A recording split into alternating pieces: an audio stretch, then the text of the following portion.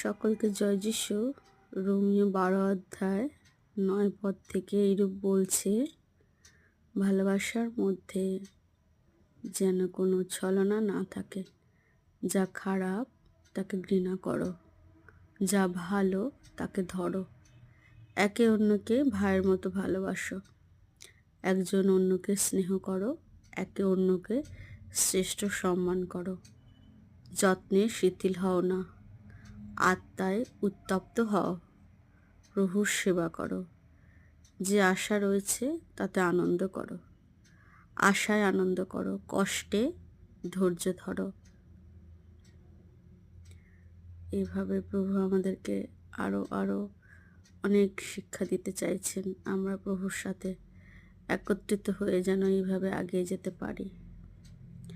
Yes, praise the lord, hallelujah. ঈশ্বরের পবিত্র লোকদের অভাবের দিন সহভাগী হও, অতিথিদের সেবা করো। যারা তোমাকে অত্যাচার করে তাদের আশীর্বাদ করো, আশীর্বাদ করো, অভিশাপ দিও না। যারা আনন্দ করে তাদের সঙ্গে আনন্দ করো, যারা কাঁদে তাদের সাথে কাঁদো। তোমাদের একে অন্যের মনোভাব যেন একরকম হয়।